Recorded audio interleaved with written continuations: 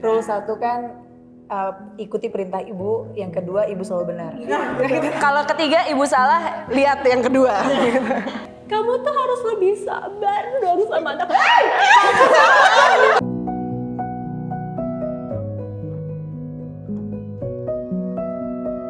Halo, selamat datang di Wonder by The Maple Media.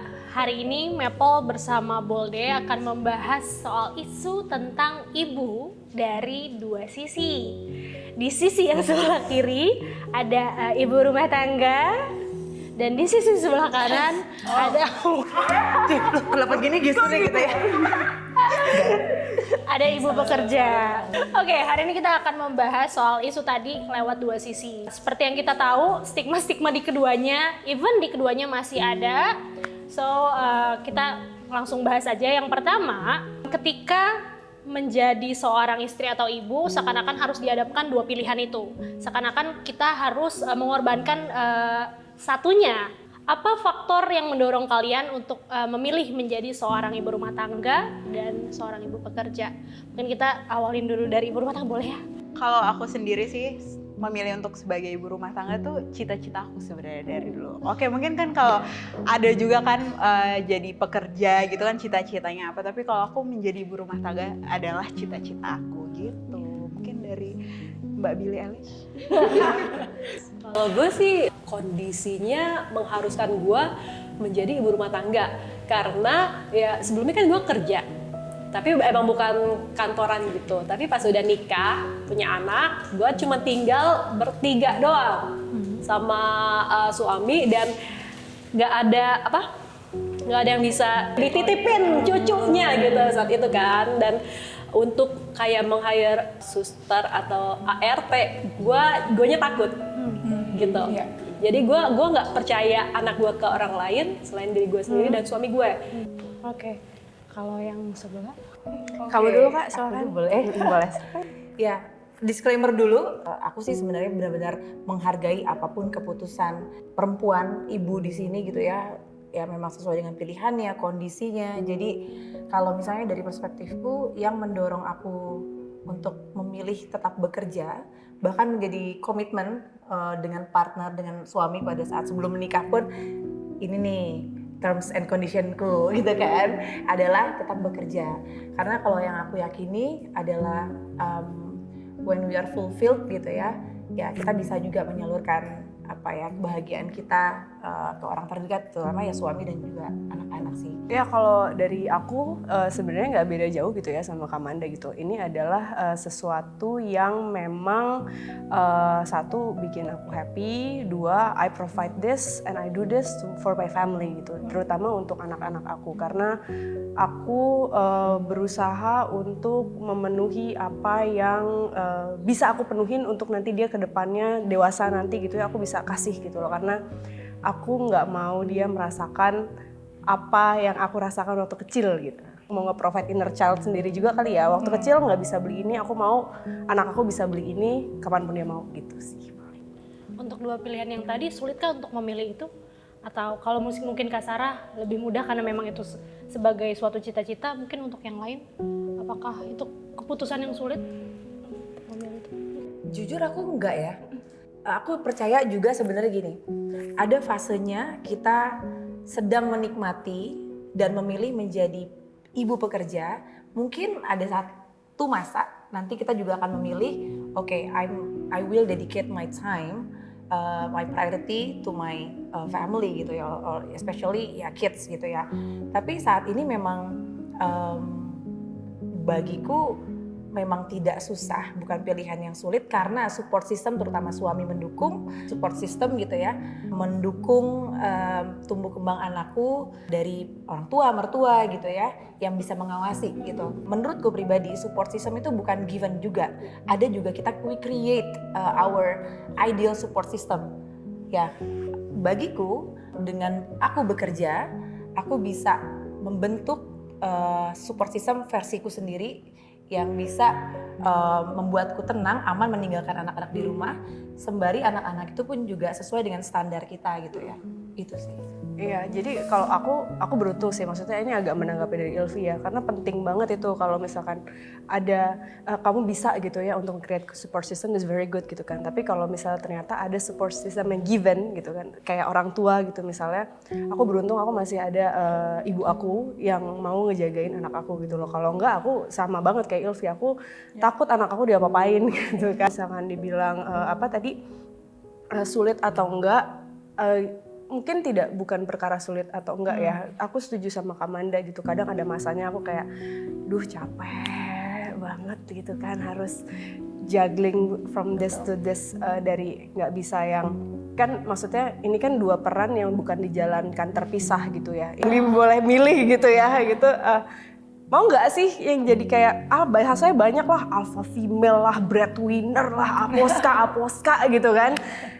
Enggak kok, itu that's nothing to be proud of ya menurutku gitu. As long as you're happy with it, atau enggak kayak aku misalnya tadi kan aku punya tujuanku gitu loh untuk melakukan ini biar anak aku terprovide apapun dia inginkan gitu kan nanti sekarang dan ke depannya gitu. So I did that for my son basically gitu loh. Jadi ini bukan soal pilihan lo mau apa enggak gitu. Mungkin agak berbeda mungkin tadi dari cerita Kak Ilvi. Apakah ketika tidak punya support system itu dan harus akhirnya menjadi ibu rumah tangga, apakah itu suatu hal yang sulit? Enggak, beneran enggak, kayak karena gue pikir ada masanya gitu, masanya gue balik lagi untuk bekerja, jadi gue nikmatin aja yang sekarang. Nanti masanya datang gue kerja lagi, anak gue juga udah aman ditinggal, gue jauh lebih tenang kayak gitu. Tadi kalau misalnya kita ngomongin sebuah konsekuensi atau resiko, itu pasti ada ketika kita harus memilih itu. Padahal kalau misalnya kita boleh bilang juga ketika kayak laki-laki tidak ditanyakan itu bahkan gitu. Tapi kita akan ditanyakan itu dan kita punya konsekuensinya. Mungkin kalau ibu pekerja, apa aja sih konsekuensi atau resiko yang harus kalian ambil kalau memilih menjadi seorang wanita karir? Aku bekerja di industri kreatif gitu, digital, yang mana jam kerjanya memang terkadang bisa jauh lebih malam daripada biasanya gitu kan. Di media betul gitu kan. Jadi kayak overtime. Jadi kayak konsekuensinya sih yang aku sangat sadari adalah waktuku untuk anakku berkurang. Kalau suami, ya karena kami sudah bicara juga ya, maksudnya udah discuss juga, dia pasti akan jauh lebih mengerti gitu kan. Kalau misalnya memang presence aku di rumah gitu berkurang dan cuma bisa kalau misalnya aku lagi WFH atau lagi libur atau lagi weekend gitu. Cuma kan kalau anakku, aku tuh ngerasa dia ini, aku secara tidak langsung meminta dia untuk dewasa sebelum waktunya karena dia harus mengerti waktu aku instead of aku ngertiin waktunya dia. Pernah mempertanyakan itu? Pernah banget. Kok kerja sih di rumah aja lah? Can you tell your office you wanna stay with your family and spend your time with your family? Dia pernah kayak gitu, aku kayak sedih, of course gitu kan. Tapi aku kayak bilang, of course ya kan dia kan suka main Roblox ya. Jadi kayak, aku kerja biar aku bisa beliin kamu Robux. Kamu mau beli Robux kan? Terus dia kayak, iya juga, katanya iya juga, oke. Mungkin coba deh, gimana kalau persepsinya dibalik? Apa impact ibu pekerja terhadap target-target perusahaannya ketika dia memprioritaskan anaknya di rumah? Maksudnya adalah, satu, kalau misalnya kita sudah memiliki sistem yang baik di rumah, prioritasnya untuk anak-anak, karena aku punya 3 anak, untuk yang anak 7 tahun itu apa? Untuk anak yang aku yang balita tuh 2,5 tahun, apa saja untuk mengawal tumbuh kembangnya, kan ada milestone, bahkan ada yang baik di 1 tahun. Ketika itu udah settled dan memang prioritasnya itu dulu gitu ya, KPI perusahaan di bawah KPI milestone anak-anak justru. Apa sih impact ibu pekerja ke rumah? Justru yang harus kita ubah saat ini adalah ya prioritize our families KPI and milestone first, achieve that target dulu gitu ya. Kita udah tenang, baru ke perusahaan, dedikasi kita, energi kita, pemikiran kita jadi lebih tenang gitu. Bukan jadinya kita melihat anak-anak keluarga kita yang dikorbankan. Yang mother di lifetime proses ya. Iya betul. Iya kan. Tapi khawatirnya kalau misalnya adalah narasi yang dibentuk selalu apa sih impact terhadap keluarga ketika ibu bekerja. Nggak, jangan kayak gitu dulu. Maksudnya kita harus ubah nih narasinya. Ya bagaimana kita tetap bisa berkontribusi ke perusahaan sesuai dengan target perusahaannya ketika kita juga memenuhi fulfilled gitu ya peran kita sebagai ibu di rumah. Setuju? Kita pindah. Sebenarnya shout out juga sih buat ibu-ibu yang bekerja juga punya anak, karena itu sangat berat menurut aku ya sebagai ibu rumah tangga yang mengurus anak gitu ya. Maksudnya untuk membagi side by side, yang ini untuk pekerjaan, yang ini untuk anak, itu sesuatu yang hebat banget menurut aku, karena untuk ngurusin anak. Kita semua. Ya. Di rumah pun, di manapun itu pekerjaannya ya sama challenging dan Itu dia. Makanya aku juga merasa sangat struggling gitu ya buat anak, untuk gimana milestone-nya itu dia, gimana caranya tumbuh kembang dia baik. Ditambah lagi kalau kita ada lagi perusahaan segala macam, itu menurut aku sesuatu yang hebat, yang bisa dibagi dengan baik, itu hebat banget sih gitu untuk sebenarnya. Kalau kesalutan gue, karena gue kan full time banget kan ngurusin anak dari bayi sampai dia milestone-nya apa yang terlihat di gue gitu. Bisa begini, dan itu gue ngeliat. Tapi gue tiba-tiba kepikiran, gimana yang ibu-ibu pekerja tidak merasakan, apakah mereka merasakan apa yang gue rasakan barusan ya? Gitu kan, gitu. Jadi kayak gue salut sih. Akan resiko dari sebagai ibu rumah tangga ya itu. Jadi ketika kita setiap hari ketemu dengan anak kita, kan pasti ada saatnya kita burn out. Kayak kalau kita bekerja kan kita ada, gue harus mati-matian di kerjaan gue gitu, maksudnya ini harus gitu. Nah kalau ketika kita punya anak, maksudnya aku sebagai ibu rumah tangga yang ngurus anak, itu ya itu resikonya, kayak kita burn out, kita mau lari kemana? Kamar mandi atau kemana? Oh ternyata mau di kantor mau di rumah tempat lari itu kamar mandi ya Beb. Kita sama nih bagian situ ya. Ada resiko atau konsekuensi lainkah yang kayak misal jadi tidak bisa mengaktualisasikan diri misalnya kan? Iya, kalau gue akuin iya, apalagi di tahun pertama ya. Anak dari newborn sampai ke 1 tahun itu benar-benar kayak gue apa nih, kayak karung beras nih gue. Kayak penampilan tidak terawat, boro-boro gue pengen kayak upgrade skill gue apa gitu ya. Gue kan suka menggambar dulu sebelumnya. gambarnya bagus. Tapi itu hilang karena nggak bisa. Gue mau baca buku aja kayak, aduh, ayo menyusui. Gitu. Iya. Dan dari menyusui gue harus ngapain, nyiapin makan, ini, itu, gini, bener-bener enggak. Tapi menurutku ibu rumah tangga itu kekuatannya adalah ketika mampu mengelola emosinya. Itu tuh udah keren banget sih. Mampu mengelola emosi atas apa yang terjadi di rumah, lalu kemudian one day dia bekerja, ya dia pun akan lebih mampu mengelola emosi di kantor gitu ya, dengan segala macam dramanya gitu ya. Benar. Iya. Itu sesuatu apa yang kita lagi rasain, misalkan ada masalah apapun itu ya, kita harus iya kenapa nak? Jadi karena kalau enggak dia akan terpengaruh gitu kan. Channeling emosi di rumah kan nggak mungkin langsung jadi dinosaurus gitu kan. Iya. Karena ketika lo sebel sama anak nih, emosi sama anak, lu nggak bisa tuh, gue pengen ngopi dulu. Enggak, jangan ngomong sama gue dulu, nanti aja kan nggak mungkin gitu kan. Bener-bener ya Tuhan, dan itu akhirnya panjang dan konfliknya bukan bahkan ke anak, suami. Iya. Kayak gitu, karena kita burn out. Suami mungkin yang belain anaknya, kamu tuh harus lebih sabar dong sama anak. Jangan bilang gue suruh sabar. Coba 12 jam sendiri sama anak-anak. Aku nggak sabarnya 1 jam 11 jamnya kamu nggak lihat kan? Aku 10 jam di rumah tidur anak-anak. Tapi kalau misalnya tadi ngomong aktualisasi diri, jadi kalian ngerasa tapi diri kalian terfulfill nggak? aku sih merasa gitu, karena maksudnya gimana pinter-pinternya kita untuk memberikan value sendiri sama diri kita sendiri, mau apapun yang terjadi, segala struggles apapun itu, pinter-pinternya kita sih untuk mengatur itu. Akhirnya jadi achievement kita juga.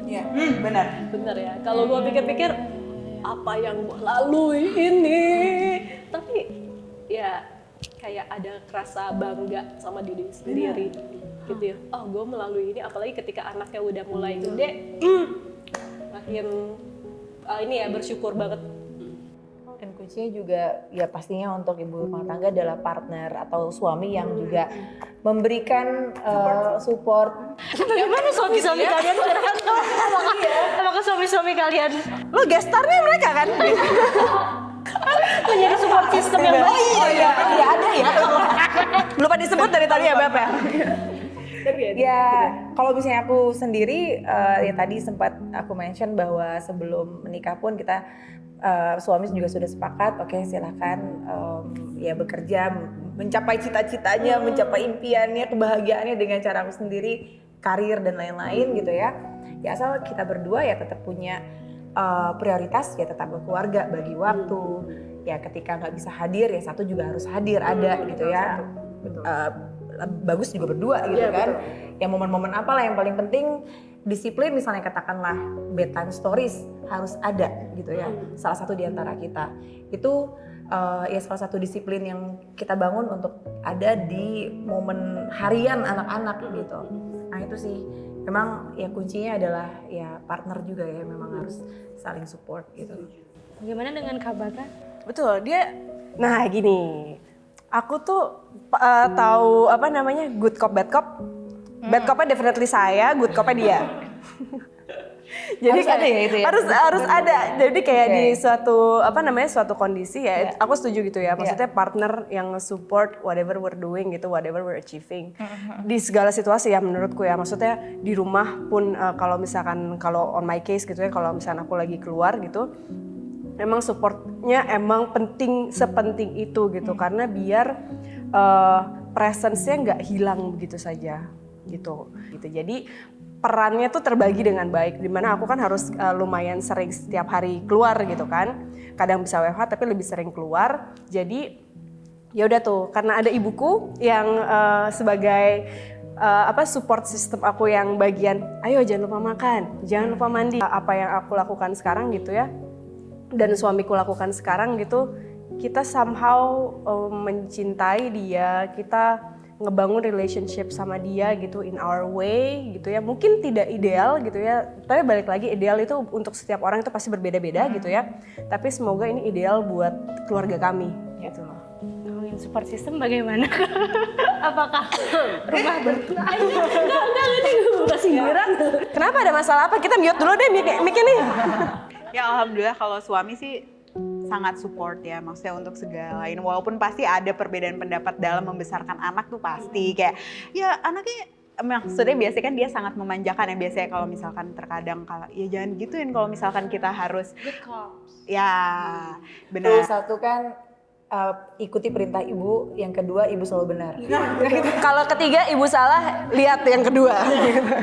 Kayak gitu ya, paling gitu maksudnya kita sama-sama yuk, kadang kalau gitu ayo kita ngomong dulu, kita harus satu ini, kalau nggak dia akan bingung sebenarnya gue dibolehin nonton atau enggak sih si anak ini, kayak gitu kan, pasti dia akan jadi kayak sebenarnya ini gimana gitu. Nah untungnya maksudnya bisa untuk discuss gitu untuk suami.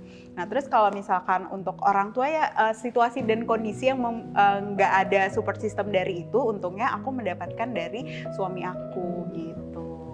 Kalau aku bersyukur sih, aku punya suami. Kamu nonton ya?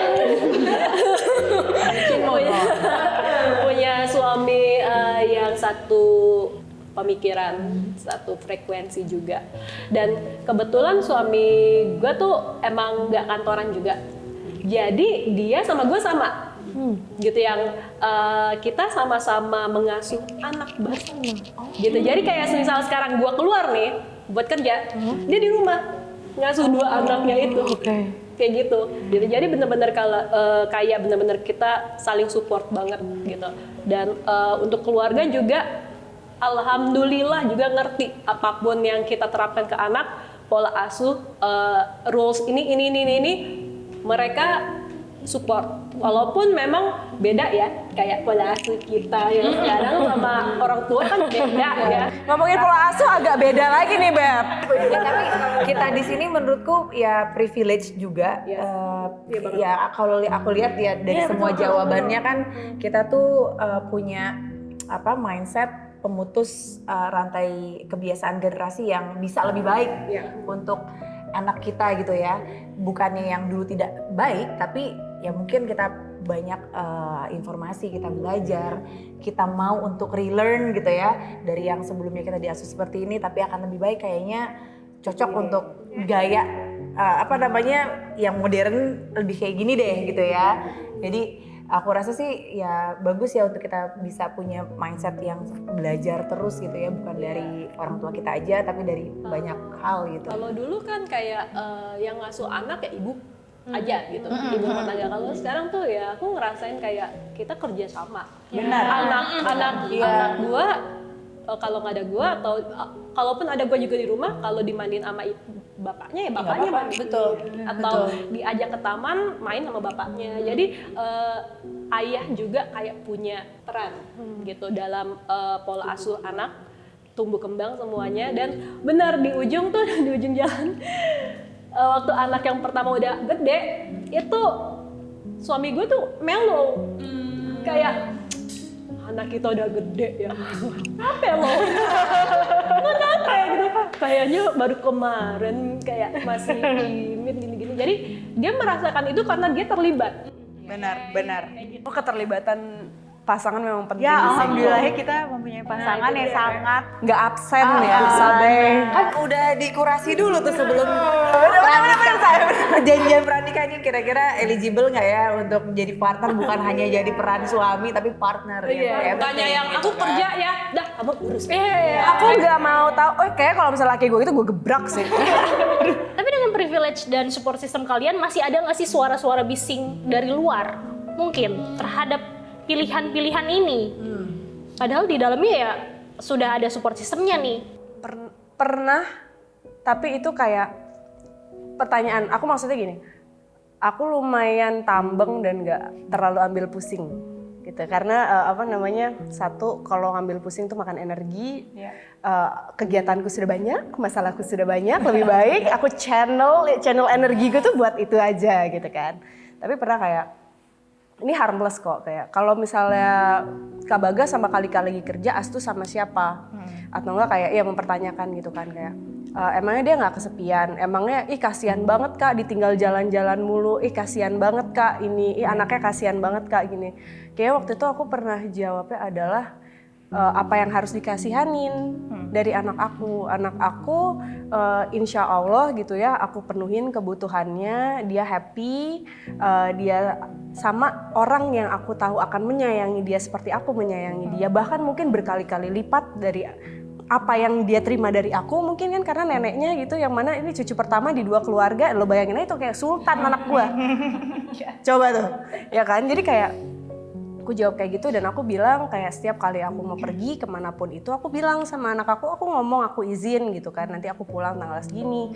Memang di era digital dan sosial media ini adalah lo menunjukkan apa yang ingin lo tunjukkan dan apa yang ingin lo lihat, apa yang ingin dilihat oleh orang lain gitu kan. Jadi yang mana ya tidak salah kalau misalnya mereka cuma bisa menilai dari satu sisi aja gitu kan. Jadi ketika ada kesempatan yang gue jawab, ya gue menjawab seperti itu gitu. Suara bising mungkin dari dalam diri sendiri. Justru ya, ada beberapa dari dalam sendiri. Iya, kadang kan kita mempertanyakan keputusan kita apakah benar atau tidak. Tapi pada akhirnya justru lebih ke tepat atau tidak sih diambil pada saat itu gitu kan. Kalau kalian nih pasti ada tuh suara-suara nyebelin gak sih? ada sih sebenarnya kayak Dia maksudnya. kayak jadi Maksudnya dalam membesarkan anak ya. Iya, oke. Atau mungkin dengan suami gitu. Maksudnya kayak jadi aku sama suami itu termasuk yang kayak strict sama anak. Kayak misalkan dari umur dia 6 bulan atau 4 bulan itu udah dikarsit. sampai sekarang. Nah itu jadi pasti akan ada, itu nggak kasihan dia anaknya nangis-nangis seperti itu. Terus itu nggak kasihan gini-gini. Dulu aku tuh emang sempet kayak, iya kita nggak kasihan ya gitu. Nah tapi suami aku tuh kayak selalu bilang kalau misalkan lebih baik dia nangis-nangis daripada kita yang nangis suatu saat nanti terjadi apa-apa ketika kecelakaan atau apa gitu. Amit. Kayak gitu. Nah terus juga mungkin Gak punya padahal, belum punya. mungkin ada juga dengan suami, misalkan aku sih sejujurnya kayak untuk jadwal pacaran sama suami agak minim ya. Nah ketika kita arrange waktu untuk kita date gitu, pasti akan ada aja. Itu kalau misalkan ngedate anaknya nggak ditinggal nggak apa-apa, padahal tiap hari gue sama anak gue gitu. Iya gitu. Terus habis itu kayak ya sebenarnya mereka lupa kalau misalkan kita tuh juga butuh refleksi bener dengan suami kita gitu kan, maksudnya untuk jadwal kita untuk ngedate juga harus ada gitu kan, demi kelancaran dan kebersamaan dan kebahagiaan bersama. Parknya tetap ada, Beb. Kamu pikir setelah menikah kita tidak butuh pacaran? Kita butuh. Apalagi pacarannya udah berapa lama? Singkat? 6 tahun. Oh udah lah, aku 6 bulan doang pacaran. Langsung nikah, langsung punya anak. Enggak, soalnya udah punya list duluan di awal. Oke, cek. Oke, kita nikah. lebih ke Gak didengar atau peduli. atau nggak peduli, tapi emang jarang sih. Paling suara bising datangnya dari anak saya. Oh iya, kalau bising ya. Itu bising gitu, dan gue harus peduli kebisingan ini dibandingkan kebisingan orang lain. Iya, gitu. Jadi kayak udahlah ngapain, udah gue lebih baik mengurusinnya aja, ini ayo udah berisik, udah gitu, yang ini udah kata dengeran, udah gitu aja. Ya bisingnya pun yang di luar sana juga nggak penting gitu menurut gue, jadi ya buat apa gue pikirin. Karena nggak ngurus anak kita juga ya. Pertanyaan selanjutnya, jujur ya. Kita kan perempuan. Oke, siap. Gimana? Perempuan ditagih jujur nih. Secara tidak langsung akan berpikir kompetitif itu tuh kayak akibat dari patriarki. Enggak, kita nggak ngomong ke arah Beda sana. topik. Jangan kompleks ini. Oke. Tapi pernahkah kalian satu sama lain menjudge pilihan masing-masing? Jujur. Gue enggak. Kita di generasi yang menurutku udah nggak judgmental antar generasi gitu sih ya. Bukan antar generasi. Antar generasi mungkin. Antar apa ya? Ini maksudnya jadinya antar sesama nggak begitu. Kembali lagi ke individunya masing-masing. Gue tahu itu kayak same old gitu ya. Tapi itu kembali lagi ke individunya masing-masing gitu. Karena menurut gue tuh tergantung perspektif. Gue ngerasa gue nggak punya hak untuk ngejudge apapun pilihannya gitu loh.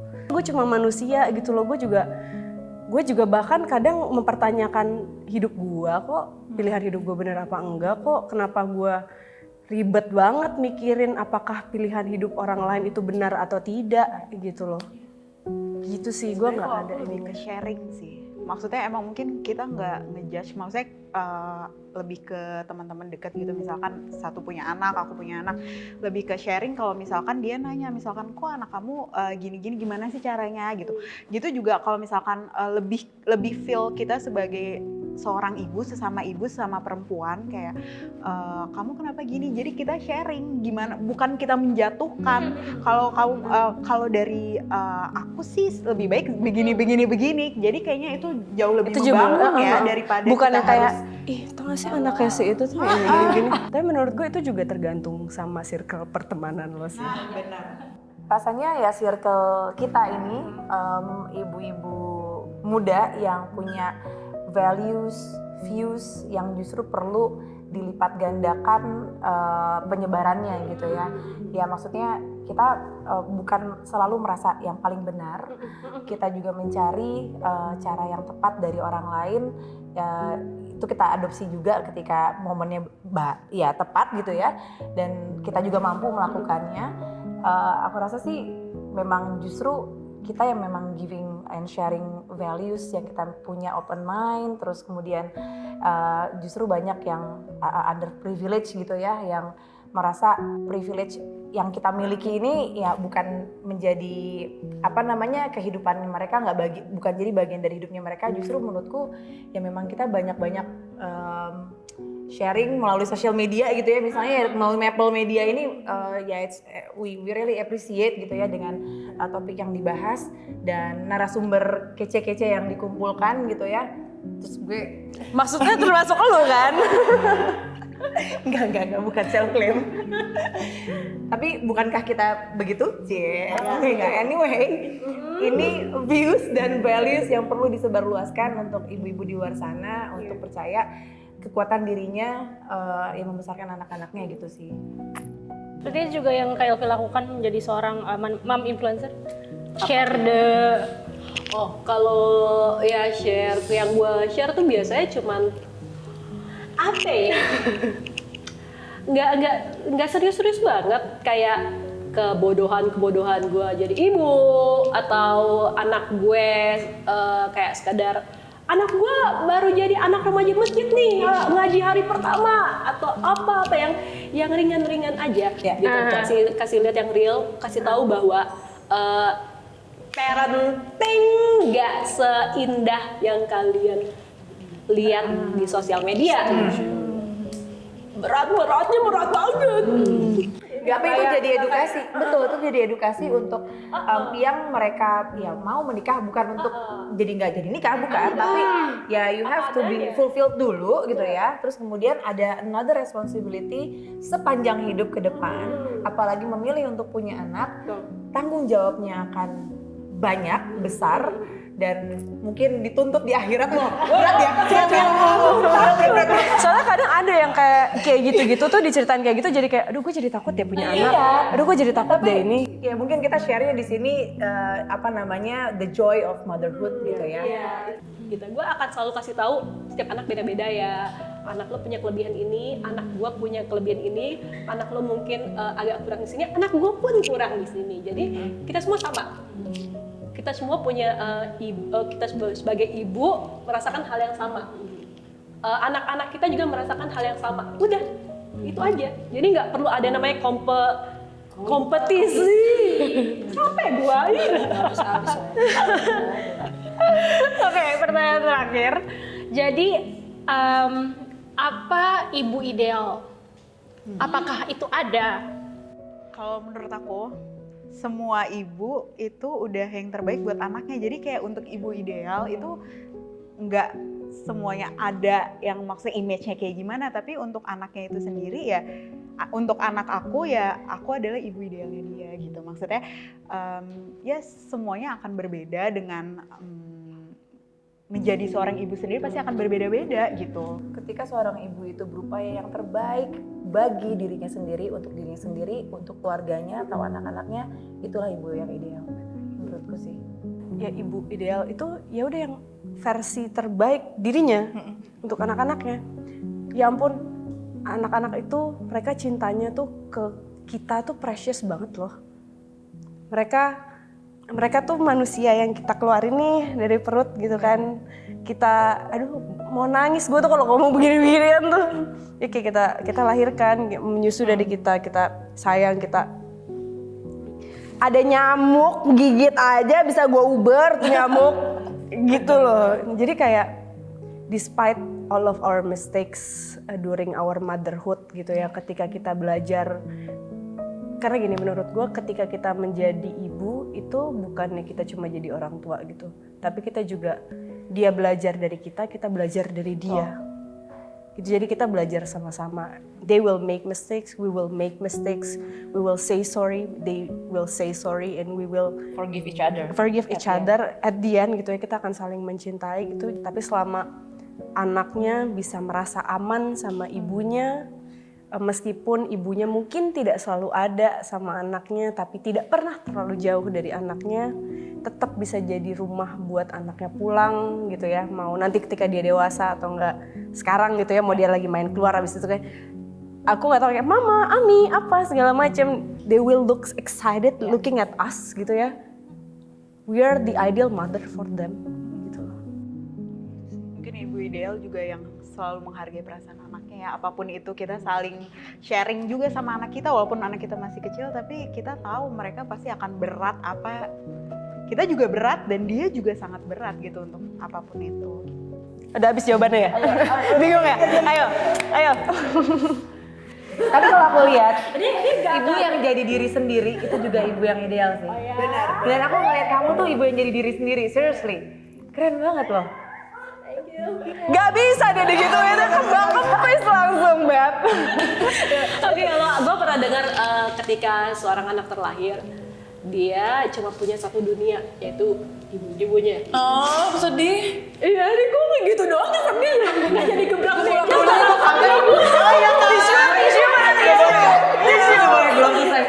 Oke, gue mau ke Tegal. Anak gue lagi di sana. Kita video call ya. Iya boleh. Jadi itulah yang membuat gue sadar bahwa seperti yang tadi bilang ibu ideal ya udah gitu. Gue ketika anak gue lahir, anak gue menjadikan gue sebagai dunianya dan dia cinta banget sama gue seperti gue cinta sama dia. Itu gue udah mendeklarasikan bahwa saya ibu ideal gitu. Jadi ya. Oke. Itu aja untuk hari ini. Grup hak.